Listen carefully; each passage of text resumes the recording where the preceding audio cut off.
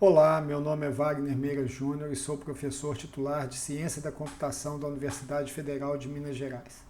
Sou também um dos coautores do livro Data Mining and Machine Learning, Fundamental Concepts and Algorithms.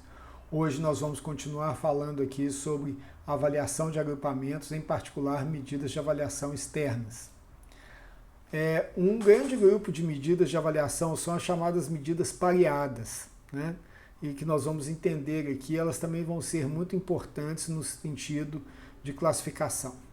Dado um agrupamento C e uma partição T, como foi falado anteriormente, seja xi e xj pertencente a D, dois pontos quaisquer onde I é diferente de J. Seja yi a partição real do ponto I e y chapéu de I o rótulo de agrupamento do ponto xi. Se xi e xj pertencem ao mesmo cluster, então y chapéu e y chapéu deve ser igual a y chapéu j. E isso nós vamos chamar como um evento positivo. Se eles não pertencerem ao mesmo cluster, nós chamamos isso de um evento negativo. Dependendo se houver concordância entre os rótulos de cluster e as partições e os rótulos da partição, nós temos 4 possibilidades a considerar. Nós temos os verdadeiros positivos, que é o caso onde tudo concorda, ou seja, I e J estão no mesmo cluster e na mesma partição. Nós temos os falsos negativos, no sentido de que I e J estão na mesma partição, mas não estão no mesmo cluster. Então a técnica de agrupamento, nesse caso, não colocou conjuntamente pontos que deveriam estar. Nós temos também os falsos positivos, no sentido de que eles não são da mesma partição, mas são colocados no mesmo cluster, e os verdadeiros negativos, que são aqueles que não são da mesma partição e nem do mesmo cluster. Então tá certo nesse sentido.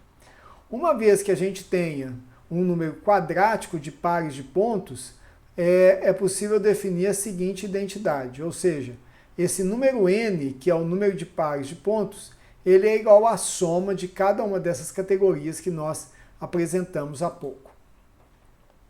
Uma questão bem interessante é que nós conseguimos calcular cada um dos 4 valores TP, FN, FP e também o TN usando uma tabela de contingência, o que torna o processo muito mais eficiente. Então nós temos aqui os verdadeiros positivos, que eles vão buscar exatamente a soma de todos aqueles valores de agrupamento, dividido pela metade aqui. Nós temos os falsos negativos, os falsos positivos e os verdadeiros negativos, que são uma diferença a partir do total de cada um desses que nós mencionamos.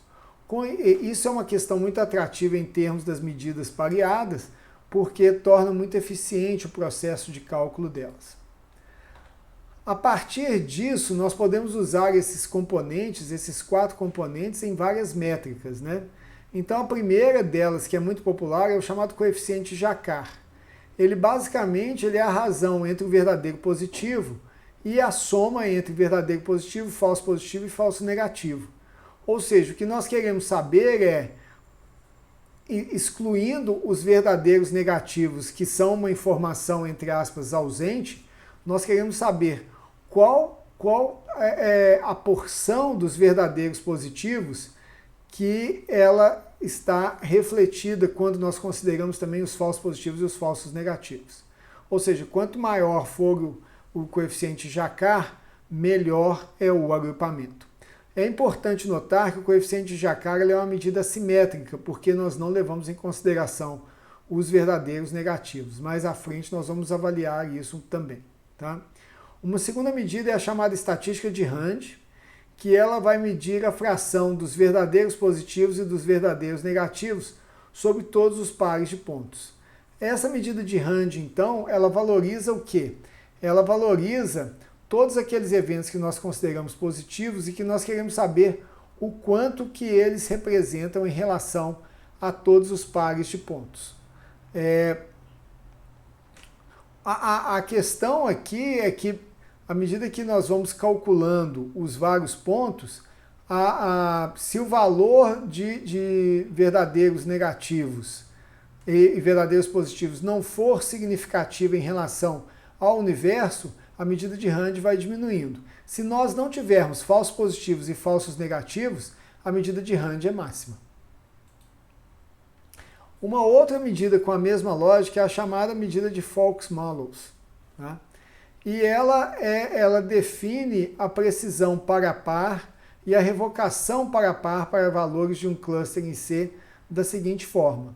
A precisão, então, ela é o verdadeiro positivo sobre o verdadeiro positivo e o falso positivo. Em suma, a precisão é aquilo, quanto que o verdadeiro positivo ele representa em termos daquilo que foi considerado positivo.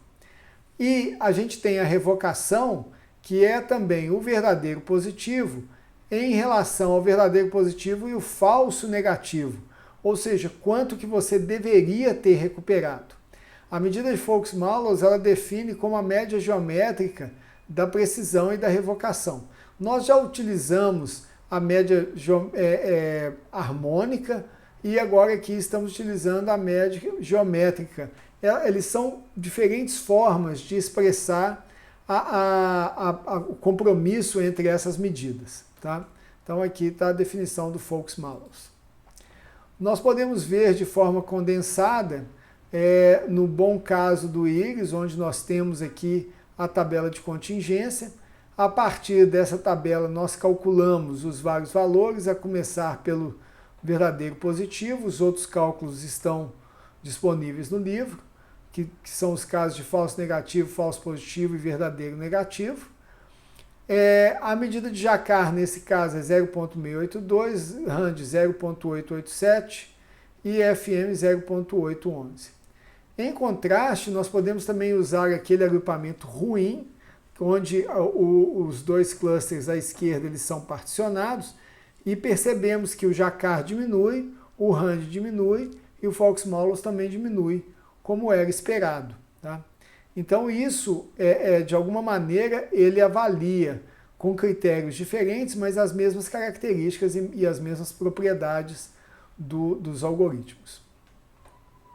Nós ainda temos algumas medidas chamadas medidas de correlação, tá? E que elas têm uma lógica um pouco diferente que vamos tentar explicar aqui agora. Seja x e y duas matrizes n por n simétricas e seja n a combinação de n tomado 2 a 2, ou seja, o número de pares a partir de n. Seja x, y os vetores obtidos pela linearização dos elementos triangulares superiores, excluindo a diagonal principal de x e y.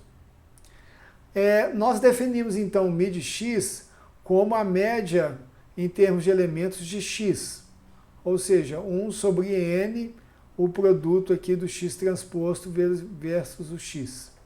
E seja z de x o vetor x centralizado, onde z de x é igual a x menos o mid-x. A estatística de Hubbard, então, ela é definida como que o somatório para todos os clusters na matriz triangular superior do x de j pelo y de j. Né? Então, ou seja, são duas matrizes, né? Cada uma dessas matrizes tem uma informação, aqui a gente tem a forma condensada dela, e o que ele vai medir na prática é a correlação entre x e y, tá? Onde esses valores são os valores de ocorrência do agrupamento e da partição. A estatística de Hubbard, então, ela tem uma lógica parecida com a da lei dos cossenos, ou seja, se essa correlação ela for significativa em relação à correlação esperada, então ela vai ser maior aqui, vai representar algo em relação ao cosseno. Se ela não for, ou seja, se ela for exatamente o valor esperado, então nós temos aqui uma situação de que a estatística ela tem o valor aqui que não traz informação alguma. Vamos ver como que isso é aplicado, então, em termos do agrupamento. nós temos duas matrizes. A matriz T, que ela vai conter todos aqueles que YI é igual a YJ, e a matriz C, que vai conter com valor 1 todos aqueles onde YI chapéu é igual a YJ chapéu. A gente está trabalhando apenas com os elementos da triangular superior, porque a matriz é simétrica, e seja ZT e ZC os vetores centralizados T e C. A estatística de Hubert, então, ela é computada atribuindo x a t e y a c, onde nós teremos aqui 1 sobre n de t transposto sobre c, é exatamente o número de verdadeiros positivos sobre o número de pares. A versão normalizada, ela simplesmente traz a correlação entre t e c que está aqui colocada, para que as diferentes dimensionalidades dos conjuntos T e C não sejam confusas. Aqui nós temos o mid-T, que é o número de verdadeiros positivos e falsos negativos, que é exatamente o que nós temos, e o mid-C, ele é o verdadeiro positivo e o falso positivo, que é o que é dado pelo agrupamento. Bom, com isso nós concluímos aqui as medidas externas para avaliação de agrupamentos.